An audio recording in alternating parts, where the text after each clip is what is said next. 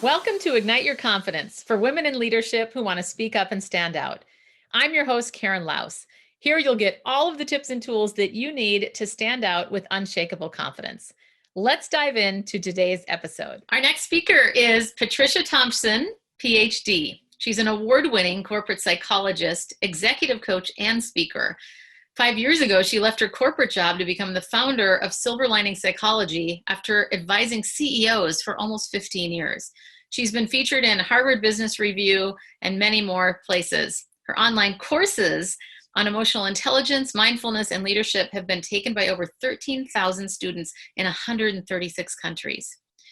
She said that she grew up playing 3 musical instruments to help support herself in university and grad school by teaching piano, playing for parties, at church, and accompanying ballet classes. She eloped a week after getting engaged, so she had 2 wedding ceremonies within 7 months. The first question that I asked her was, tell us about a time when you didn't speak up but wish that you had. Let's take a look at Dr. Thompson. Tough question for me because I can't think of one particular moment, but what I can think of is a series of moments where I didn't speak up. And it really started when I first fell into consulting out of graduate school. And I had gone from, my PhD program to working in consulting environment. So really sitting with a lot of senior leaders. Mm-hmm. And in that setting, I was probably the youngest by a decade or two, most of the time, probably the only woman there, like 75% of the time. And I was the only person of color in there like 99% of the time. Wow. And so I was really sensitive to, I think, how I was coming across and how I might be perceived. Yeah. And I think, those sorts of concerns constrained me and made me so that I wanted to ensure that I was going to say the perfect thing every time that I spoke. Mm. And because I think there was no way to ensure that I was going to say the perfect thing every time that I spoke, most of the time I just didn't speak. And so I did have a lot of absorbing, but I wasn't doing as much contributing at that point. Okay. And I think the disadvantage of that, or why I felt bad, not bad, but like why I might regret it after the fact, is just that it caused people, I think, to underestimate what I knew or the contribution that I could have made, just because they had no data to know what contribution I could make. Right. And it was all because I was wanting to make a great contribution. And so kind of counterintuitively or paradoxically, I was not contributing because I had those perfectionistic tendencies and didn't want to come across in a way that wasn't perfect. Mm-hmm. And so that happened and actually lasted for like quite a while, like probably like 1 or 2 years, where I would speak up, but not as much as I, potentially thought that I should have. Yeah.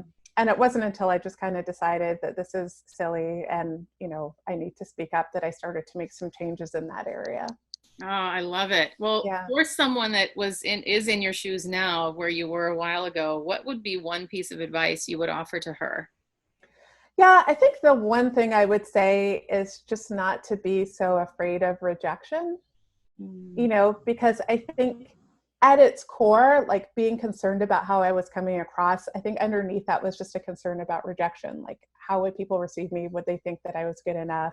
That sort of a thing. And so now I don't really care about that as much. And I just figured that I'm not going to be for everyone. But, I'm much more confident in that regard. And the other thing that I've kind of found out is that by taking risks, you do experience more rejection, but it's not that bad. Like, I can tolerate it much more. And there's actually like interesting psychological research that shows that people bounce back more quickly than they think that they would. Mm-hmm. And that's been my own experience by actually taking the risk of speaking up or, putting myself out there, that, when someone rejects it or doesn't respond, it's really not that big of a deal. Yeah, that's great. Well, tell us about one of those risks. Can you bring us into a story or an example? So I guess one example would be early on when I was trying to get into different media outlets, doing like guest posting and writing. And there was one media outlet called Mind Body Green, actually, that I wanted to get into. They're like a wellness site.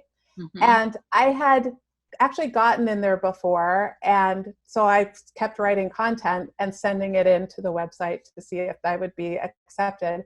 And I never got any response. And after a while, I just was like, what is up with this? Like, I was reading the writing on there and it's like, my writing is not like any worse than this. Why are they not accepting this? But, after a while, I just thought, okay, I'm just going to try this one last time. And what actually happened was I went back on the website, realized that the address to submit your items had changed. And so all of these different requests were not getting in there. Oh, no. But if I had taken that really personally and not tried, I never would have gotten back in there. And as it turned out, like I ended up being called like one of their top 100 women of wellness in this thing that they did. And so they really liked what I was doing. I was just submitting it to the wrong place. But I think that's a really good example of, if you personalize stuff, there could be any number of explanations for what's happening.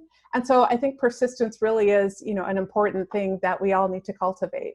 Yes, absolutely. Oh my goodness. Yeah. Well, in thinking about your journey, who would you say is the person that's been the most influential for you as a mentor or a model? That's a hard question, but I would say probably my father. He is deceased, but he is a lot like me, or was. I'm an introvert. And so I was a lot like him, being an introvert. And he was one of those people that didn't talk a lot, but was often very respected. Like, was kind of one of those people that when they talked, they came across as very wise and insightful. And so I saw him be able to get into all sorts of leadership positions in our community just by maintaining his style of being who he was. He was the Rotary president. He, actually created a local music festival for us because all of his kids were classical musicians. Oh and my it's one that still exists now, like 30 years later. But it was just like the way that he could be true to himself and not be, what you consider to be a stereotypical leader who's really like loud and out there. And it still worked for him.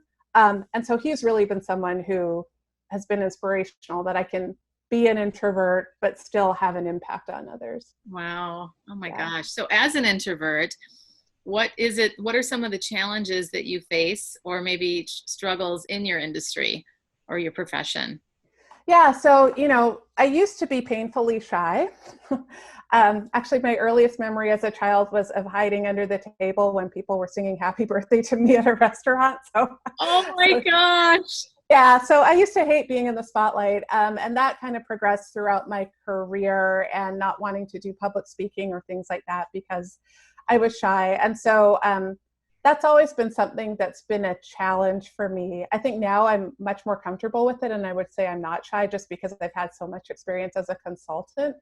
And so I would say right now the main challenge for me as an introvert is just making sure that I manage my time and my energy effectively. Because if I have back-to-back meetings, or if I, have a full day team building session or something like that, I enjoy it, but then I'm like wiped out by the end. Oh, yeah. And so I have to be just really intentional about making sure that I'm scheduling breaks throughout the day, so that, I don't just kind of burn myself out. So that would be the biggest one. And then I think the other one is still like reminding myself to speak up enough, just because I think as an introvert, we can tend to be kind of conservative about what we think is valuable enough to actually share. And I guess I've had enough experiences of thinking something wasn't valuable enough and then hearing somebody else say it, and that was exactly what I was thinking, and they get all kinds of like all kind of like data boys and reinforcement for doing so. So that would be the other thing, just making sure that I'm pushing myself to be adequately assertive about speaking up. Yeah. Oh, that's great. So tell us about emotional intelligence. Can you give us maybe just in a couple of sentences, how would you summarize it? And then one tip that we could all use.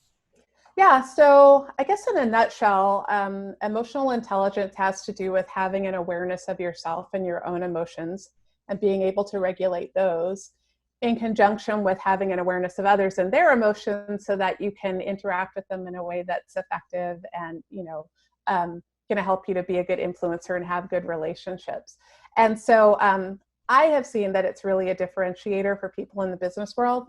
And in general, I mean, if you have a higher emotional intelligence, you're going to have better relationships, and often work is done through those relationships that you have with others. And so in terms of where to start, self-awareness is really the foundation of being emotionally intelligent. And so one really easy thing that you can do is just to be really intentional about creating a list of what are your strengths and what are your opportunities for development. Because I think, when you understand your strengths, then you can make sure that you're leveraging them or putting yourself in positions where you can really use them to your advantage. That's kind of like your sweet spot of what's going to get you ahead. And then, by knowing your developmental opportunities, that gives you a sense of what are the things that you could work on to be even more effective. And so like in my example, I felt like my intelligence was actually a strength of mine. And so I did a lot of writing and stuff like that to get myself out there. But a developmental opportunity, like I said, was not being assertive enough about speaking up. And so if I see myself as intelligent and having ideas, but then not sharing them, that's kind of holding myself back. Yeah. And so, by being a little bit more assertive and really pressing myself in that way, that's something that I think has helped me to be more successful lately. Love it. Yeah. Well, how do you deal with a situation where maybe you're pretty aware, I would say like pretty good at emotional intelligence, and somebody else isn't? And it could be very frustrating. Can you share a little bit about, maybe you've had an experience like that you want to share with us, or any tips to overcome that? Yeah, so I think it depends on the person, but one example I can think of is I used to work with someone who was really impatient and actually not very kind to people. And it would, I don't know, it would get reactions out of them because, if someone's rude to you, obviously that's going to cause a reaction. And I guess for me, I was able to take a step back and kind of not get caught up in his behavior and more kind of think about what was underlying his behavior. And so one thing that I was able to do was have a bit of empathy for him, which was something that other people around me were not able to do.